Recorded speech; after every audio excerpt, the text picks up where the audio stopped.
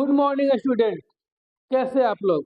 मेरा नाम आमिर आजम Siddiqui, eagle safety institute से, सिवान बिहार, रामराज मोड़। तो आइए हम शुरू करते हैं पहला चैप्टर सेफ्टी का, सेफ्टी फंडामेंटल। यानी कि सेफ्टी फंडामेंटल बेसिक क्या होता है, सेफ्टी क्या होता है, व्हाट इज सेफ्टी, ये सीखेंगे हम। जो बेसिक बेसिक चीजें हैं सेफ्टी डिप्लोमा में, वो चीजें पहले हम सीखेंगे चैप्टर फर्स्ट में, यानी सेफ्टी फंडामेंटल। सेफ्टी क्या होता है, सुरक्षा, यानी सुरक्षा क्या है। तो सुरक्षा वो ऐसी चीज है जो कि हमें प्रोटेक्ट करता है। किससे प्रोटेक्ट करता है, हजार्ड से, रिस्क से, जो होने वाले खतरे हैं, जो साइड पे, जो आपकी इंडस्ट्री में जो काम चल रहा है, कुछ ना कुछ उसमें खतरा होता है। उन खतरों से हमें जो बचाता है, कैसे बचना, उसी को हम बोलते हैं सेफ्टी। आइए देखते हैं सेफ्टी क्या है। पहले दिया हुआ डिफाइन, यानी डिफिनेशन सेफ्टी का it is the state being the safe. ये एक स्टेट होता है, यानी सुरक्षा, यानी कि एक सुरक्षा का जरिया। कैसे सुरक्षा हमें देना, किस तरीके की सुरक्षा, और सुरक्षा जो है किस चीज से सुरक्षा, हमें सुरक्षा है किस चीज से सुरक्षा दे, हमें किस चीजों से बचाया जाता है, किससे बचना, किस तरीके की सुरक्षा और कैसी सुरक्षा है। आइए देखते हैं। The condition of being protect from the health, यानी कंडीशन होता है जो आपको, मैंने सेफ्टी कंडीशन समझ लीजिए कि आपको हेल्थ को प्रोटेक्ट करता है। क्या दे, जैसे यहाँ पे दिया फ्रॉम द हेल्थ, जो आपको हेल्थ को प्रोटेक्ट करे। And economical losses, economical losses मतलब क्या, यानी कि जो आपके ऐसा नुकसान जो आपके इकोनॉमिक लॉसेस हो जाए, यानी कि आपको पैसे का नुकसान, जैसे प्रॉपर्टी लॉसेस। ठीक है, कंपनी में बड़ी बड़ी कंपनियां होती है, उसमें मशीनें चलती है, अगर मशीन किसी वजह से खराब हो गया या एक्सीडेंट हो गया, गाड़ी का ही जैसे एक्सीडेंट हो जाता है, तो वो क्या है, इकोनॉमिक लॉसेस। यानी कि जो आपने पैसा लगाया था, अब तो गाड़ी बर्बाद हो गई, अब फिर दूसरा पैसा लगा कर लेना पड़ेगा, यानी प्रॉपर्टी लॉसेस, पैसे का लॉसेस हो गया, वही होता है इकोनॉमिक लॉसेस। इससे सुरक्षा लेना। ठीक, फिजिकल, यानी कि आप काम कर रहे हैं, चोट लग गया, गिर गए, किसी को हैमर लग गया, जैसे 1 फीट हाइट पे काम चलता है, हैमर लग, कोई ग्राइंडिंग कर रहा है, वो टूट कर लग गया, फिजिकली आपको नुकसान पहुंचे, फिजिकल लॉसेस हो गया। ठीक, डैमेज एक्सीडेंट, यानी कि आपका एक्सीडेंट होना। आगे हम पढ़ेंगे कि एक्सीडेंट की डेफिनेशन क्या होता है, नहीं हम अभी तक जो समझते थे एक्सीडेंट आगे पढ़ेंगे। तो एक्सीडेंट हो जाना, किसी को चोट लग गया, कोई गाड़ी पलट गई, कोई मशीन पलट गया, कोई क्रेन गिर गया, वो हो गया। एरर, किसी तरीके के एरर आ जाना, हार्म और other types of consequences failure, failure. ठीक, और भी जो चीजें होती जिससे कि किसी तरीके का हमें हार्म पहुंचना, चोट पहुंचना, ठीक है, गड़बड़ी हो जाना, और किसी जैसे मशीन का फेल हो जाना, ठीक है, उस तरीके से हमें प्रोटेक्शन मिलता है, सेफ्टी मिलती है, सारी चीजों से जो हमें प्रोटेक्शन मिलता है उसको बोलते हैं safety. Safety can also be defined to the control of recognition, यानी सेफ्टी को इस तरीके से भी डिफाइन कर सकते हैं जो कि कंट्रोल करके इसको organisation, recognisation of hazard, hazard जो है, जो खतरे होने वाले उसको कम करे, achieve an acceptable acceptable acceptable risk level, यानी कि जो खतरा है वो खतरा कितना खतरा है, किस लेवल तक का खतरा है, क्या बहुत ज्यादा है, अगर बहुत ज्यादा तो उसको कम करके एक एक्सेप्टेबल लेवल तक, यानी कि हाँ अब हम जो है कि इसे एक्सेप्ट कर सकते हैं, यानी अब काम कर सकते हैं, उस लेवल तक लाना, उस हजार को कम करना, यानी कि हाँ अब काम हो सकता है, उसी को हम बोलते हैं क्या, सुरक्षा, उसको बोलते हैं हम सेफ्टी। आज से आप लोगों को समझ में आया होगा। ठीक, अब आगे क्या है, इंडस्ट्रियल सेफ्टी, यानी कि जो इंडस्ट्री में काम चलता है, जो भी काम चलता है, हर काम में कुछ ना कुछ जो है कि खतरे होते हैं हमारे साथ। ठीक है, कोई ना कोई खतरा, खतरा ना हो नहीं सकता है। हम बाइक चला रहे हैं, उसमें भी खतरा है। ठीक है, गिर गए तो चोट लग सकता है, खतरा है। उस खतरे को कम कैसे करते हैं, हम हेलमेट लगाते हैं, ठीक है, शूज पहनते हैं, ठीक है, ग्लव्स लगाते हैं, कि खतरा वहां पे कम, अगर हम गिरे हमारा सर बचा रहे। ठीक है, गाड़ी को स्पीड कम चलाना है, बाइक क्या बोलते हैं, अचानक से ब्रेक नहीं मारना है, ये सारी चीजें कुछ ना कुछ खतरे हैं आपके पास। कोई वेल्डिंग कर रहा है तो उसमें खतरा, अगर आप सेफ्टी से काम नहीं करेंगे, सुरक्षित से काम नहीं करेंगे तो हो सकता है। उसी तरह इंडस्ट्री में जो काम चल रहा है, तो इंडस्ट्रियल सेफ्टी, यानी हम उसमें क्या क्या सुरक्षा देंगे, जो भी वहां पे वो काम चल रहा है। आइए पढ़ते क्या है। It is defined as a policy and protection, यानी कि ये डिफाइन करते एक तरह का पॉलिसी हो गया। यानी पॉलिसी मतलब क्या है कि बनाना, पॉलिसी बनाना कि देखो कोई काम चाहे तो उसको किस तरह कितना लेवल तक होगा, हम क्या प्रोवाइड कराएंगे, सुरक्षा कैसे सुरक्षा देंगे, कितने सेफ्टी ऑफिसर को रखेंगे, क्या ट्रेनिंग देंगे, एक पॉलिसी बनता है इंडस्ट्री में। ठीक है, तो ऐसे डिफाइन किया जा सकता है। एंड प्रोटेक्शन, पॉलिसी बनता है, प्रोटेक्शन कैसे प्रोटेक्ट करना है जो भी वर्कर है जो काम कर रहे हैं इंडस्ट्री में, चाहे किसी तरह का जो काम चल रहा है तो किसी को नुकसान ना हो, तो एक पॉलिसी बनाना, फिर उसको प्रोटेक्ट करना। ठीक, put in the place to ensure the plant and factory worker protection, यानी कि जो पॉलिसी बनाया उसको एक जगह रखना, बताना, वर्करों को ट्रेनिंग देना कि ये इंश्योर होना कि जो भी फैक्ट्री वर्कर काम कर रहे हैं उन्हें प्रोटेक्शन मिल रहा है कि नहीं। किससे प्रोटेक्शन, किस चीज से प्रोटेक्शन, सुरक्षा किस चीज से, यानी कि फ्रॉम द हजार्ड, यानी कि हजार्ड की सुरक्षा मिल रहा है कि नहीं मिल रहा है। ठीक, डेट कुड काउज इंजरी, यानी कि हजार्ड से जो होने वाले खतरे हैं उससे सुरक्षा मिल रहा है कि नहीं मिल रहा है, उसको हम बोलते हैं इंडस्ट्रियल सेफ्टी। ठीक है, वैसे कंस्ट्रक्शन सेफ्टी भी वही हो जाएगा सेम, एक पॉलिसी बनता है वर्करों की सुरक्षा के लिए, तो कंस्ट्रक्शन सेफ्टी बोलेंगे, क्योंकि इंडस्ट्री और कंस्ट्रक्शन जो भी काम वहाँ चल रहा है तो कुछ ना कुछ खतरे हैं, उस खतरे से कैसे हमें प्रोटेक्शन देना है उसी को हम बोलते हैं सेफ्टी, सुरक्षा, इंडस्ट्रियल सेफ्टी बोले, कंस्ट्रक्शन सेफ्टी बोले। ठीक, तो आशा है कि आप लोगों को समझ में आया होगा, और चाहे तो आप पॉज करके आप नोट डाउन कर लें, आप कोई डाउट हो तो आप कमेंट्स कर सकते हैं वीडियोस पे। ठीक, आइए देखते हैं आगे का क्या है। आगे नेक्स्ट जो टॉपिक है आपका occupational health and safety. Occupational क्या, यानी कि जो आप काम कर रहे हो, ऑक्यूपेशन पेशा जो काम कर रहे हैं उससे हेल्थ की सुरक्षा और सेफ्टी, और जो काम उससे सुरक्षा में। ठीक है, आइए देखते हैं वो क्या है।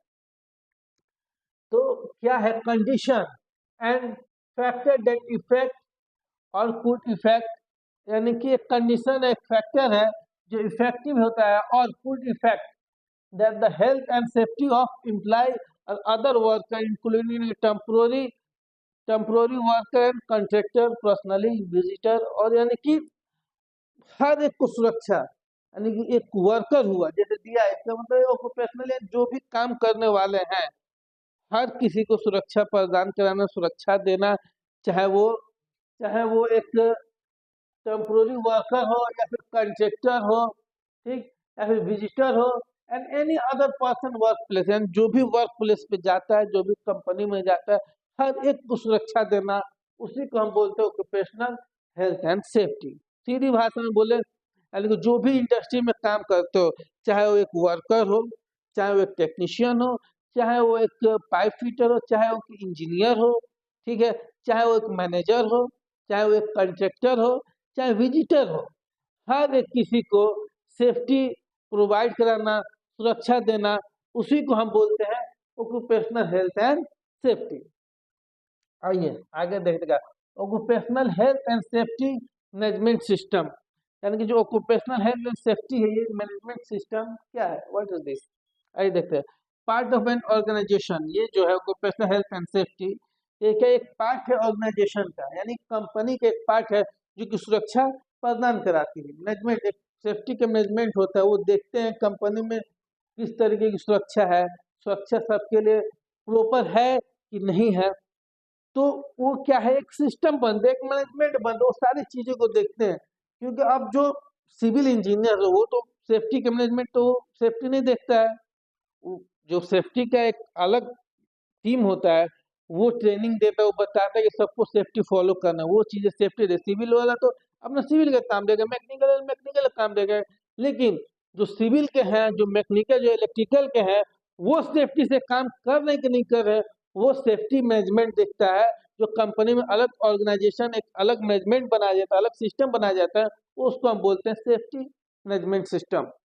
ठीक, वही दिया है, due to the develop implement and policy OHS policy management और रिस्क, यानी कि वो देखते हैं जो आपके सेफ्टी मैनेजमेंट सिस्टम है, वो चेक करते हैं कि जो पॉलिसी कंपनी ने दिया है क्या उस पर कंपनी सही से वर्क कर रही है कि नहीं कर रही है। ठीक है, रिस्क को आइडेंटिफाई करना, उसको चेंज करना कि हाँ यहाँ पे इस जो हमने सेफ्टी प्रोवाइड कराया है उसमें क्या है कि सही से काम नहीं कर रहा है, वहाँ पे एक्सीडेंट हो रहा है। तो वो चीज़ें कौन चेक करता है? Safety management. जो सेफ्टी मैनेजमेंट ऑर्गेनाइजेशन ने अलग सिस्टम बनाया हुआ है, वो टीम जाकर के चेक करती है कि हाँ यहाँ पे जो हमने सेफ्टी प्रोवाइड करा था इतना काफ़ी नहीं है, हमें और एक्स्ट्रा इम्प्लीमेंट करना होगा और इम्प्रूवमेंट करना होगा। ठीक है, उसी को हम बोलते हैं ऑक्यूपेशनल हेल्थ एंड सेफ्टी। ठीक, अब है क्या हेल्थ एंड सेफ्टी, ऐसा आप लोग समझ में आया होगा। ठीक, अब आते हैं हजार्ड। हजार्ड क्या है? ठीक, व्हाट इज हजार्ड? आप सुनते आ रहे हैं जो मैंने डिफिनीशन बताया कि खतरों से बचना। ठीक है, आप सुनते डिफिनीशन में आपने सुना होगा कि हर वो खतरों से रिस्क से बचना। तो आइए देखते हैं कि हजार्ड क्या होता है। हजार्ड, देखिए हजार्ड क्या है, जैसे कि हम डेली लाइफ में यूज करते हैं, कोई हमें खतरा महसूस होता है, कह रहे बहुत डेंजर है। चाहे आप रेलवे स्टेशन पे चला जाए, लिखा रहेगा इतना 1000 वोल्ट डेंजरस। ठीक है, कोई बोलता है कि अरे नदी में मत नहाना बहुत ही डेंजर है। उसी डेंजर वर्ड को सेफ्टी में हम क्या बोलते हैं? हजार्ड, यानी कि खतरा। तो खतरा होता क्या? What is hazard? हजार्ड का anything potential to cause harm, यानी कोई भी वस्तु जिसमें क्षमता हो आपको चोट पहुंचाने का, उसको हम बोलते हैं हजार्ड। कोई भी वस्तु है, यानी कि एक ईंटा भी रखा हुआ बीच में, आप उसे टकरा के गिर सकते हो, क्या है? हजार्ड है। यानी कि उस चीज से होने वाले खतरे, हम अभी तक क्या बोलते, डेंजर बोलते थे, खतरा बोलते थे, यानी कि हजार्ड के बेसिकली मतलब हो गया खतरा, डेंजर, खतरा। हजार्ड का मतलब किसी भी वस्तु से, किसी भी वस्तु में क्षमता हो जो कि आपको चोट पहुंचा सकता है, वो क्या है? हजार्ड है। आइए देखते हैं क्या है। सोच और सिचुएशन, ये एक तरह का सोच है, सिचुएशन है जो सब्सटेंस और एक्ट, यानी ऐसा एक्टिविटी हो जाता है विद पोटेंशियल फ्रॉम हार्म, जिसमें क्षमता हो हार्म, यानी कि आपको नुकसान पहुंचाने की, term two of human injury, जिसमें ह्यूमन इंजरी हो। ह्यूमन इंजरी मतलब आदमी को चोट लगे, एक आदमी को, ह्यूमन को चोट लगे, इंजरी हो। ठीक, और इल हेल्थ, इल हेल्थ हो, हेल्थ बिगड़ जाए उसका, और कॉम्बिनेशन ऑफ डिसऑर्डर, सबका कॉम्बिनेशन, यानी चोट लगना हो गया, आदमी को बीमार पड़ना। हजार्ड आइडेंटिफिकेशन प्रोसेस, उसका क्या होता है? हजार्ड का आइडेंटिफिकेशन प्रोसेस होता है, आइडेंटिफाई करना कि हाँ किस तरीके का हजार्ड है।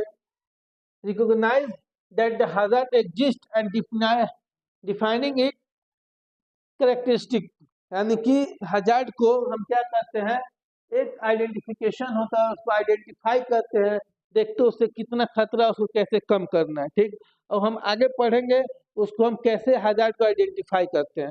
फिलहाल जो है हजार्ड का मतलब क्या होता है, आप लोग अच्छे समझ लेंगे। कोई इंटरव्यूअर पूछे तो आप बता सकते हैं, क्योंकि आप जब जॉब पे जाइएगा, आप तो फ्रेशर हैं, तो फ्रेशर के तरह से ही आपको ट्रीट किया जाएगा। तो ये सब क्वेश्चन इजी पूछा जाता है।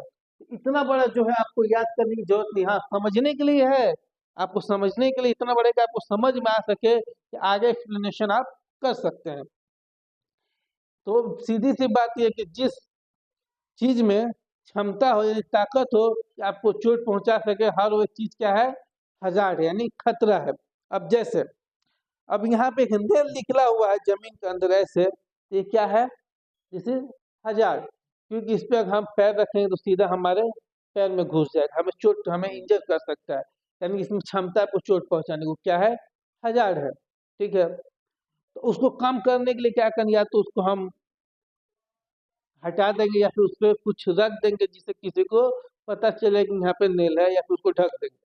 ठीक है, तो क्या है? हजार्ड हो गया। जैसे कंपनी में बहुत सारे काम चल रहे हैं, जैसे वेल्डिंग हो गया, उसमें कुछ ना कुछ हजार्ड है, खतरा है, उस खतरे को कम करना है, उसी को बोलते हैं सेफ्टी, यानी सुरक्षा। तो हजार्ड आप समझ गए होंगे कि जिस किसी भी वस्तु में हम तक चोट पहुंचाने का वो क्या है, हजार्ड है।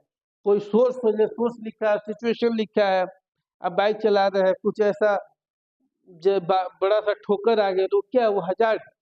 ठीक है, आइए आगे देखते हैं। आगे एक्सेप्टेबल रिस्क, मैंने आगे बोला कि हजार्ड जो है यानी कि जो खतरे को कम करना, एक्सेप्टेबल लायक लाने का, इसे काम करने लायक बनाना, खतरे को कम करके, उसको हम बोलते हैं एक्सेप्टेबल रिस्क। यानी जो खतरा है, जो उसमें रिस्क है, प्रोबेबिलिटी एंड सेवरिटी, संभावना, कितना संभावना है। रिस्क क्या होता है, मेजरमेंट करे कितना ज्यादा रिस्क है। ठीक है, जैसे कि हम कहीं गए आप बाइक चला रहे हो, आप मान लो 40 की स्पीड में बाइक चला, तो कितना रिस्क है, लो है, आप आसानी से रुक सकते हो। वही आप बाइक 100 चला रहे हो तो क्या होगा, उसमें रिस्क हाई है, अचानक से कोई सामने आ जाएगा तो आप रोक नहीं सकते हैं, उसमें रिस्क लेवल क्या हो गया, हाई हो गया।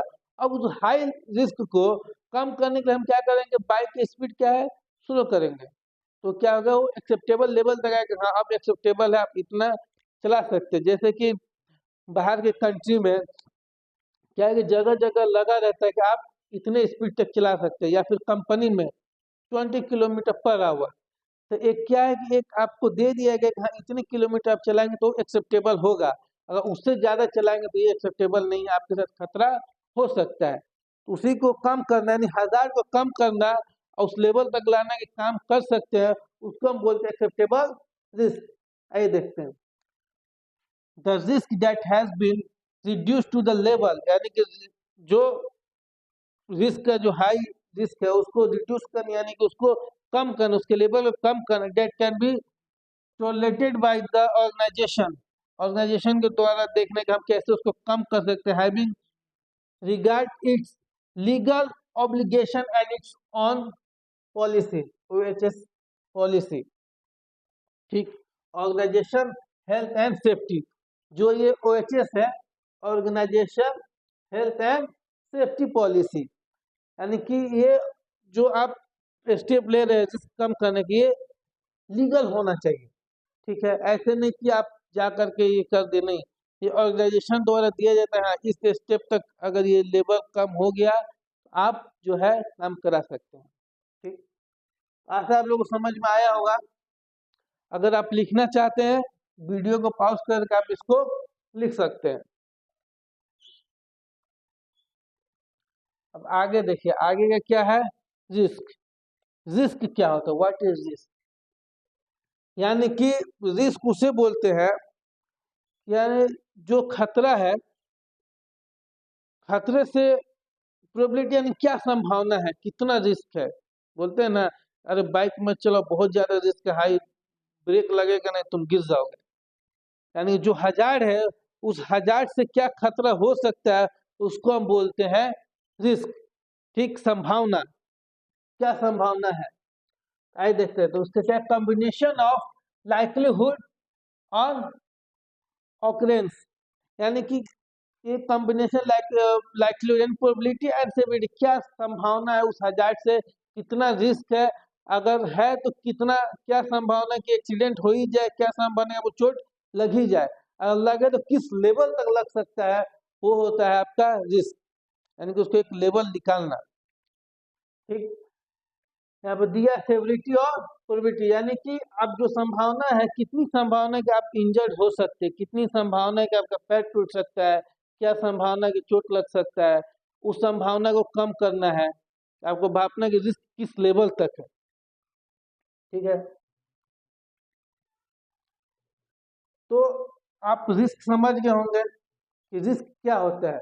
ठीक है, जैसे कि आपके कंस्ट्रक्शन साइट पे काम चल रहा है, अब मान लीजिए कोई वर्कर जो है काम कर रहा है, उसने क्या है कि कोई वेल्डर वेल्डिंग मार रहा है, उसने वेल्डिंग हेलमेट नहीं पहना है, नॉर्मल ग्लास पहना हुआ है, ऐसे देख करके वेल्डिंग मार रहा है, सही से वहाँ देख नहीं रहा है, तो क्या वहाँ पे रिस्क, वहाँ पे क्या होगा, रिस्क आपका हाई हो जाएगा, यानी जो खतरा है उससे होने वाली संभावना को हम क्या बोलते हैं, रिस्क बोलते हैं। यानी हजार जो है, हजार से क्या आपको हो सकता है, कितना आपको नुकसान पहुंच सकता है, उसी को हम बोलते हैं risk.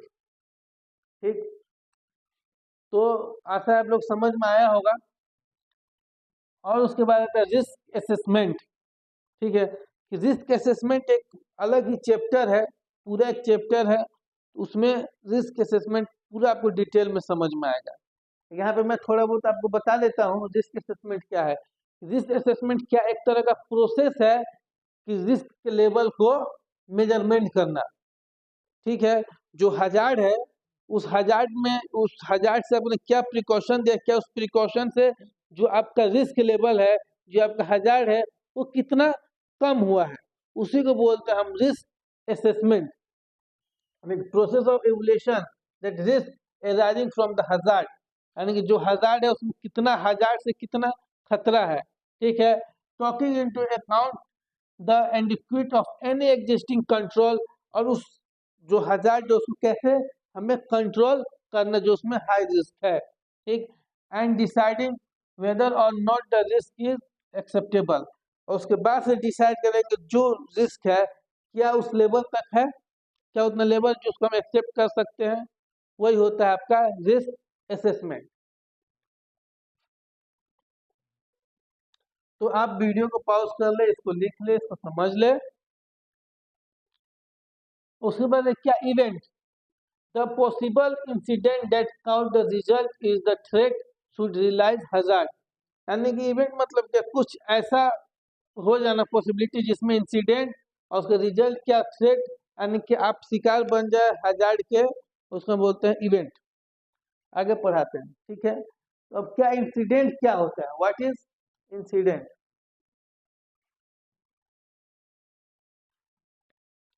N incident is a unplanned event, incident क्या एक तरह का अनप्लान इवेंट होता है जो कि हम प्लान नहीं करना, अनप्लान इवेंट होता है। An incident is a unplanned event, और चांस, यानी कि चांस इसलिए हो सकता है बच जाए, आप एक्सीडेंट होते हो तो रह जाए। ठीक है, इसीलिए इसको चांस भी बोलते हैं। अनप्लान इवेंट, क्या प्लान करते हैं ले जाकर आप दीवार में ठोक देंगे या फिर ऊपर कूद जाएंगे, नहीं ना, वो अचानक से हो जाता है, इसीलिए बोलते हैं हमको अनप्लान इवेंट। और चांस होने की संभावना, और chance of event which has और कुड हैव, ठीक, काउज इंजरी और इलनेस, इसमें हो भी सकता है और नहीं भी हो सकता है। यानी कि जैसे कि क्या है कि आप कोई काम कर रहे हैं, ठीक है, कोई काम करते करते क्या हुआ कि आप ग्राइंडिंग कर रहे हो, उसका व्हील टूट गया, व्हील टूटा और आपके साइड से निकल गया।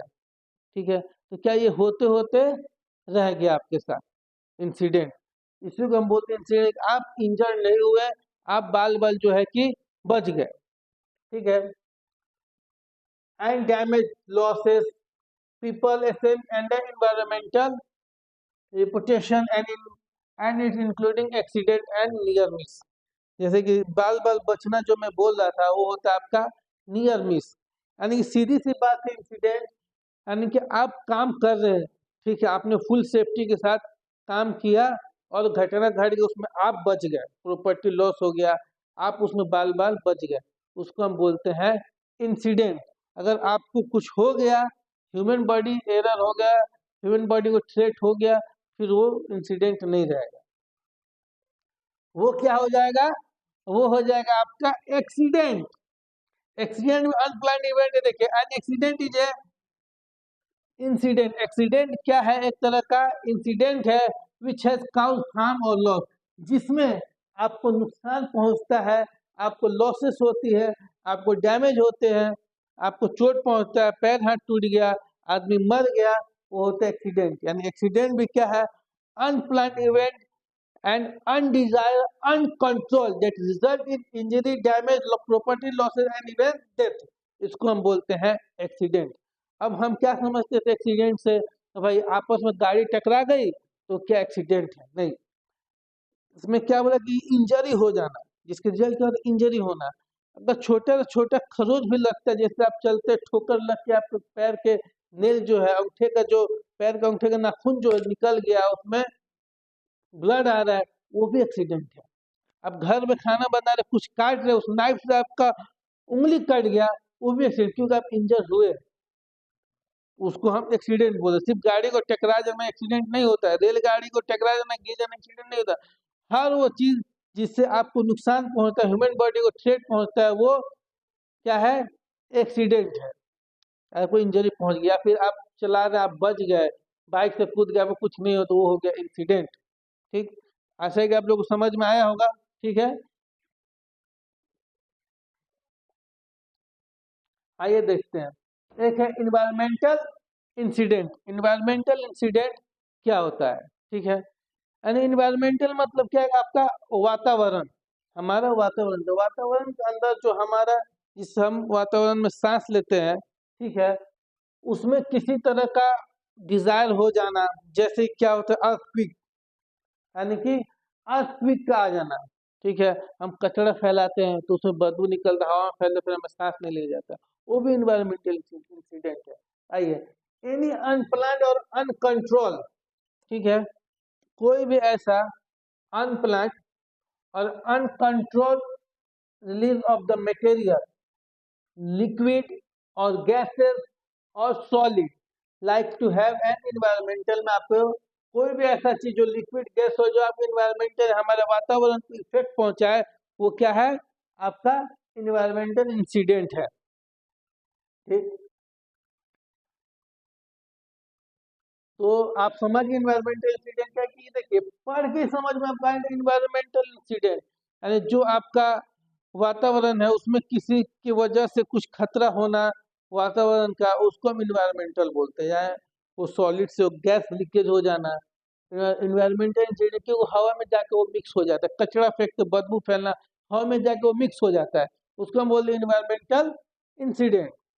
ठीक है, ऐसा आप लोग को समझ में आया होगा। और आप चाहे तो वीडियो को पॉज कर ले, और पॉज करके उसको आप लिख लें। इलनेस, इलनेस क्या है? यानी बीमार पड़ना, किसी तरीके से कोई ऐसा हो गया, आप बीमार पड़ गए, कोई गैस लग गया, ठीक है, आपको चोट लग गया, वो भी इलनेस है। ठीक है, तो आइए देखें, it is A health condition, यानी हेल्थ कंडीशन डिसऑर्डर, यानी आपके हेल्थ पे असर पड़ना, आपके हेल्थ खराब होना, उसको हम बोलते हैं इलनेस, बीमारी। जैसे जैसे चोट लग गया, आपका हेल्थ, आप अपना हेल्थ अपना आपा खो दिया, other than result from an injury, या फिर आप किसी तरह की इंजरी हो गया, पैर टूट जाना, हाथ कट जाना, ठीक है, तो इसको हम बोलते हैं इलनेस। आप पॉज करके वीडियो को लिख दीजिए, आगे हम बढ़ते हैं। फर्टिलिटी, फर्टिलिटी क्या है? जैसे कि आपको मैंने एक्सीडेंट में बताया कि इंजर्ड हो जाना, डैमेज हो जाना, उसी एक्सीडेंट, ऐसे एक्सीडेंट हुआ जिसमें कि आज किसी की मौत हो गई। ठीक है, अब मौत हो जाने को हम बोलते हैं फर्टिलिटी, इसी को हम बोलते हैं फर्टिलिटी, यानी कोई आदमी मर गया एक्सीडेंट के दौरान, उसको हम फर्टिलिटी एक्सीडेंट बोलते हैं। क्या है? A fertility is an classification of death. इसका क्लासिफिकेशन क्या? डेथ, जैसे मैंने आपको बताया, ऐसा एक्सीडेंट हो जाना जिसमें कि आदमी की मौत हो गई, इंजर्ड नहीं, वो सीधा मर गया, उसको हम बोलते हैं फर्टिलिटी एक्सीडेंट। रिजल्ट क्या होता है? डेथ होता है। वर्कर इंजर और ऑक्यूपेशनल इलनेस, जैसे कि वर्कर जो होता है इंजर्ड हो गया, और ऑक्यूपेशन यानी कि जो काम करने के दौरान जो किसी तरह के हेल्थ पे इफेक्ट पड़ रहा है, यानी कि illness, regardless of the time intervening और बिटवीन इंजरी एंड डेथ, इसको हम बोलते हैं क्या? यानी कि जो टाइम इंटरव्यूइंग, जो टाइम है उसके एक्सीडेंट के दौरान आप मर गए, उसको क्या बोलेगा? हम फर्टिलिटी। सीधी सी बात है, किसी तरह का एक्सीडेंट हुआ, किसी तरह की दुर्घटना हो जिसमें कि आदमी मर गया, उसको हम फर्टिलिटी बोलते हैं।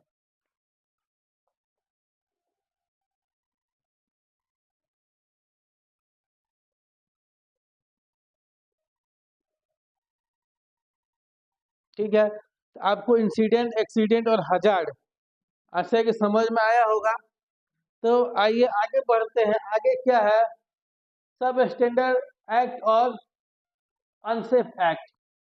यानी एक्ट मतलब क्या? एक्टिविटी, एक्टिविटी हमने लिया एक्ट, यानी किसी तरह का काम चलना।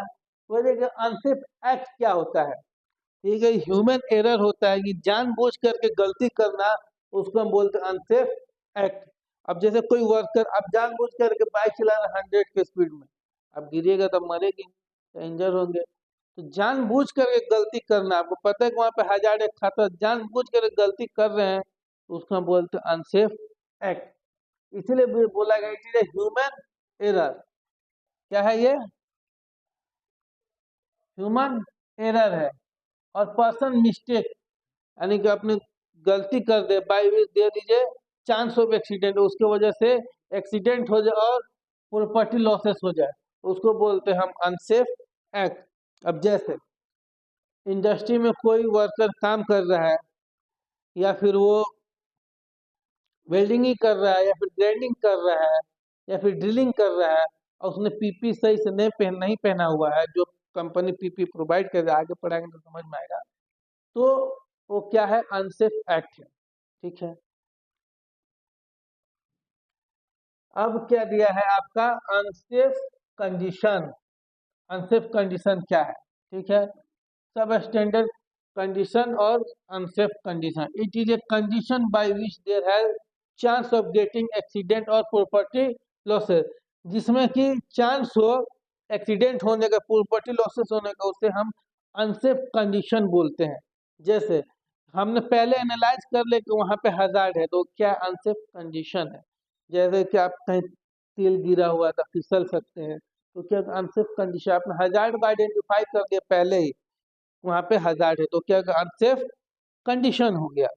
जैसे मान लीजिए कि कोई वेल्डर काम कर रहा है, यानी अभी काम स्टार्ट नहीं हुआ, काम यहाँ पे कोई ऐसा जगह जहाँ जो आपको वर्क प्लेस वहाँ पे वेल्डिंग होना है, आपने वहाँ देखा कि हाउसकीपिंग, प्रॉपर हाउसकीपिंग नहीं है, तो वेल्डिंग होगा तो आग लगेगा।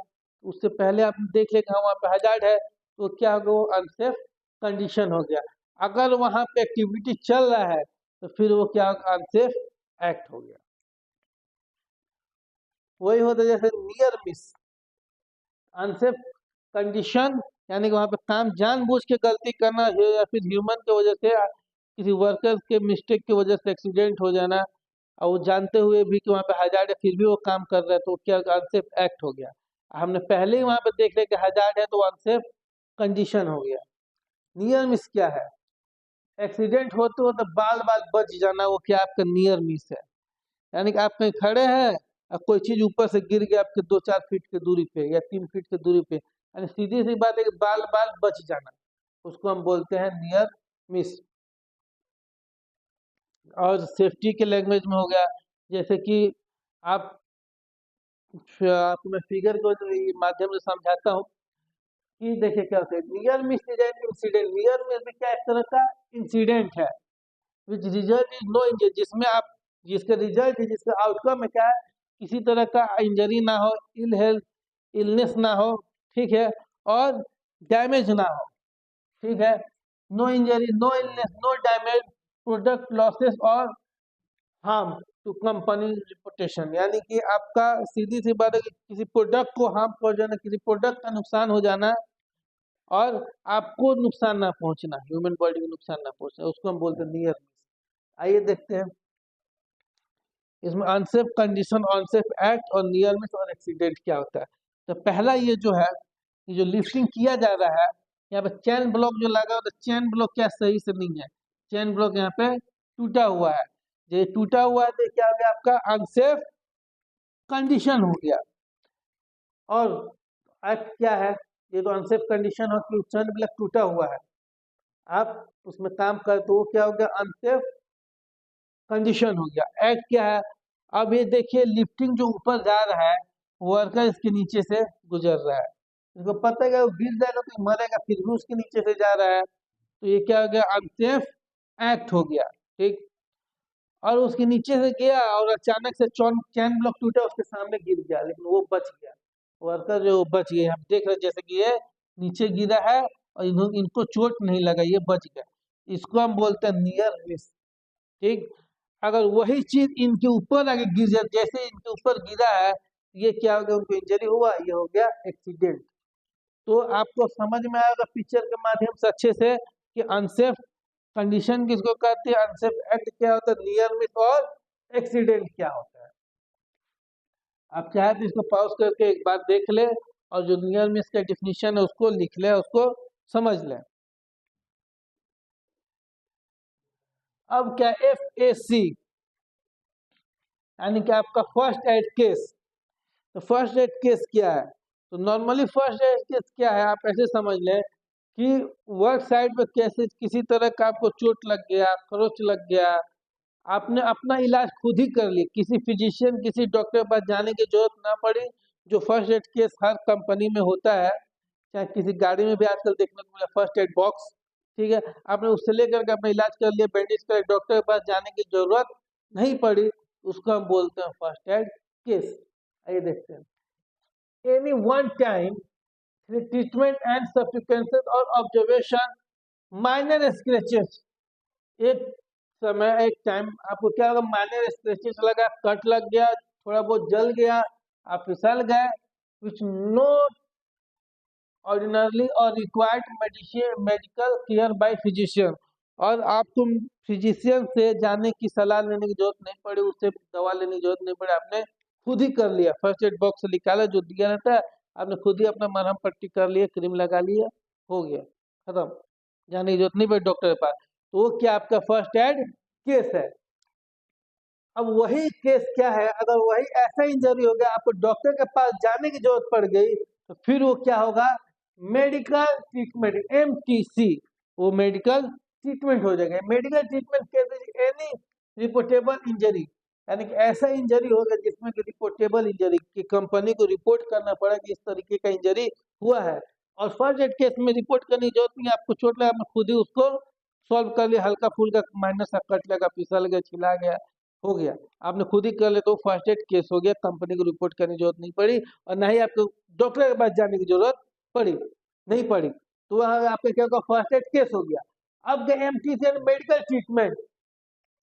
मेडिकल ट्रीटमेंट के एनी रिपोर्टेबल यानी ऐसा एक्सीडेंट होना जो कि रिपोर्टेबल हुआ, आपको रिपोर्ट करना पड़ा कंपनी को, और ऑक्यूपेशनल इलनेस, काम करते वक्त कुछ ऐसा आपके हेल्थ पे असर पड़ा, हेल्थ आपका खराब हुआ। That involve neither loss work, जिसमें आपका वर्क डे है जो लॉस हो गया, आपको उस दिन का काम नहीं कर पाए, नॉन रिस्ट्रिक्टेड, लेकिन आपको रिस्ट्रिक्टेड यानी आपको रुकावट नहीं, आपको मतलब कि आपको रेस्ट्रिक्टेड नहीं किया गया, थोड़ा बहुत लगा, डॉक्टर ने दवा दे दिया, work day, but which required treatment, लेकिन आपको ट्रीटमेंट की जरूरत पड़ी, आप डॉक्टर पास गए, फिजिशियन के पास गए, आपने मेडिकल ट्रीटमेंट लिया, does not including first aid case, इसको हम इंक्लूड नहीं करेंगे फर्स्ट एड में, क्योंकि आपको डॉक्टर के पास जाने की जरूरत पड़ गई, आप डॉक्टर के पास चले गए। That provide by a physician और रिस्ट्रिक्टेड प्रोफेशनल पर्सनल, आपको जो डॉक्टर है, जो प्रोफेशनल है, जो कि डॉक्टर जिसको हम डॉक्टर बोले, उसने पढ़ाई की हुई है, तो कंपनी उसी को रखता है, उसने आपको दवा दिया, फिजिशियन ने आपको दवा दी, आपको चले गए, फिर वो क्या होगा, उसको हम बोलेंगे MTC मेडिकल ट्रीटमेंट, फिजिशियन के पास जाने की जरूरत नहीं पड़ी, तो फिर वो आपका हो गया फर्स्ट एड केस। तो ऐसा आप लोगों को समझ में आया होगा कि MTC और FAC में यानी मेडिकल ट्रीटमेंट केस और फर्स्ट एड केस में डिफरेंस बिटवीन क्या है। चलिए एक बार फिर से आपको मैं रिपीट कर देता हूँ कि फर्स्ट एड केस क्या होता है, मेडिकल ट्रीटमेंट डिफरेंट क्या है। फर्स्ट एड केस में माइनर खरोच लगना, हल्का सा चोट लगना, छिला जाना, और उसके बाद से आपने खुद ही मरहम पट्टी कर लिया और डॉक्टर के पास जाने की जरूरत नहीं पड़ी, और उसको रिपोर्ट करने की जरूरत नहीं पड़ी, फिर वो क्या होगा, फर्स्ट एड केस हो गया। अगर वही ऐसा एक्सीडेंट होगा जो कि आपको कंपनी को बताना पड़ा, दिखाना पड़ा, रिपोर्ट बनाना पड़ा, डॉक्टर के पास आप गए, एक दिन का वर्क डे लॉस हो गया, तो उसको हम बोलते हैं MTC मेडिकल ट्रीटमेंट। फिर आता है रिस्ट्रिक्टेड वर्क डे केस, यानी कि RWC। ये क्या होता है, ठीक, restricted work day case, any work injury और occupational illness which prevent the employee from doing either one more part of his regular duties, यानी कि एक वर्कर को इंजरी हो गया, उसको ठीक है, उसको इलनेस यानी कि काम करते करते कुछ उसके हेल्थ पे असर पड़ा, चोट लग गया, हार्ट डैमेज हो गया, कट पड़ गया ज्यादा, विच प्रिवेंट एम्प्लॉय द्वारा उसको रोका गया from doing either one more day part of this regular duty, उसका रेगुलर ड्यूटी एक दिन से ज्यादा लॉस हो गया, वो ड्यूटी पर नहीं आ सका, work complete shift, regular duties और वर्किंग कंप्लीट शिफ्ट, यानी एक शिफ्ट वो नहीं कर पाए, एक्स्ट्रा रेगुलर ड्यूटी से ज्यादा, ठीक। The employ can do part of the job all day or all of the job for part of the day, यानी कि एक दिन पूरा उसका लॉस हो गया, जितने काम है कोई भी काम वो नहीं कर सकता है, उसको बोलते हैं रिस्ट्रिक्टेड वर्क डे केस, यानी कि एक दिन उसको डॉक्टर ने बोला 1 से 2 दिन आपको काम पे आना ही नहीं है, आपको रिस्ट्रिक्टेड लग गया, तो ये आपका हो गया RWC, ठीक। लेकिन जो मेडिकल ट्रीटमेंट उसमें आपको डॉक्टर ने मना नहीं किया, उसको पट्टी दे बोले जाओ आप काम कर सकते हो नॉर्मली, ज़्यादा डे लॉस नहीं हुआ, वो हो गया, ठीक। लेकिन इसमें आपने डॉक्टर ने मना किया कि नहीं आप काम नहीं कर सकते, आपका पूरा 1 से 2 दिन जो है आप पूरा एक दिन काम नहीं कर रहे, तो वर्क डे केस यानी रिस्ट्रिक्टेड वर्क डे केस हो गया, आपको काम करने पे पाबंदी लगानी, ठीक।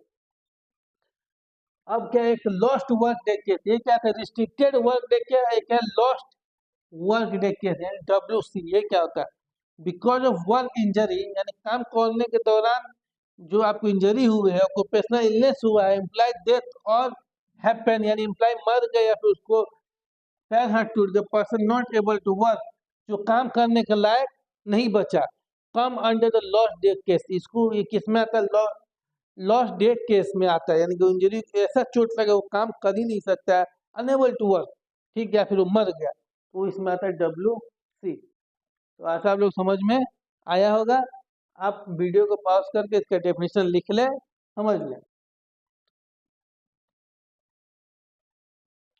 उसके बाद है क्या है, LTI, लॉस्ट टाइम इंजरी, यानी देख के ही लग रहा है कि छोटा समय के लिए इंजरी होना, जैसे क्या दिया है, एनी वर्क रिलेटेड इंजरी, यानी कि वर्क रिलेटेड कोई ऐसा इंजरी या फिर occupational illness which render a person temporary unable to perform any regular job, यानी कि ऐसा चोट लगा जो कि टेम्पोररी यानी कुछ समय के लिए वो परफॉर्म नहीं कर सकता है जो रेगुलर उसका जॉब है, फॉर 1 और more day after that incident, जब उसका इंसिडेंट एक्सीडेंट हुआ 1 से ज़्यादा दिन वो काम नहीं कर सकता, फिर वो काम पे आ जाएगा, उसको हम बोलते हैं लॉस्ट टाइम इंजरी, ठीक।